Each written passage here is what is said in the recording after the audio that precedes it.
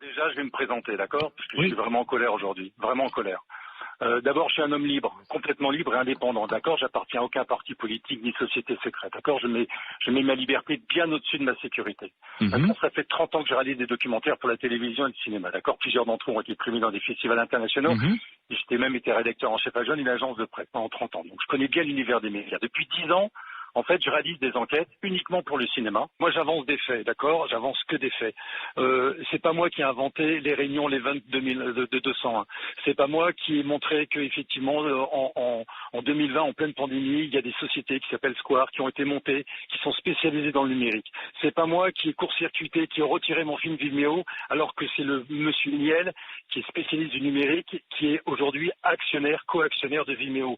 Ça fait quand même beaucoup de choses. Et moi, je comprends toujours pas comment il y a une haine, il y a une pression énorme. J'ai actuellement toute ma petite équipe qui me suit, qui est sous pression, que vous pouvez même pas imaginer. Nous, on a bossé on a fait vraiment un acte citoyen. Juste une question, le Lancet, c'est un complot ou c'est pas un complot? La fameuse étude du Lancet. Ouais, quand il dit haut et fort, mais qu'est-ce qu'il y a derrière? Qui a payé cette enquête? Qui a payé cette étude bidon? Qui est derrière ça? C'est pas moi qui le dis, c'est Philippe Douste-Blaty qui dénonce un complot. Donc moi je veux qu'on s'entende sur le mot complotiste. Je veux qu'on s'entende sur le mot complotiste, c'est important. Si un complotiste c'est quelqu'un qui dénonce les complots, je suis complotiste. On m'a envoyé un lien hier soir, j'ai passé toute la nuit, d'une certaine Ilona Sicurel, d'accord, une députée de la République En Marche. Elle est arrivée vent debout sur un plateau de CNews.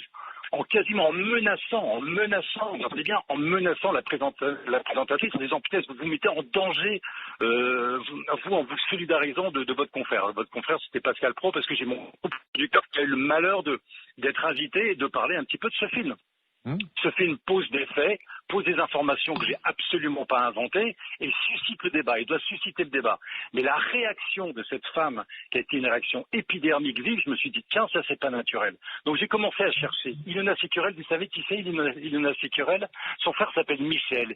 Il a dirigé la compagnie financière Edmond Rothschild. En 2014, il crée la holding financière La Maison, qui réunit notamment tous les grands spécialistes du numérique. Et je montre dans mon film que le numérique est à la base de ce hold-up mondial.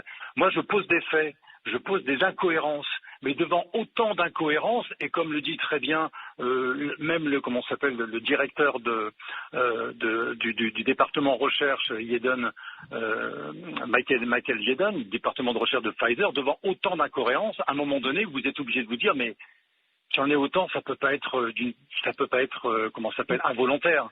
Donc on est en droit de se poser des questions. J'ai une perte totale de confiance dans les gens qui nous gouvernent. Pourquoi?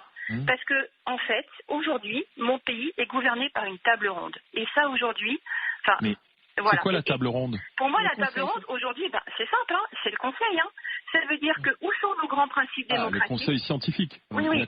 Non, mais même aujourd'hui, on est encore... En fait, cet état d'urgence, il est constamment renouvelé.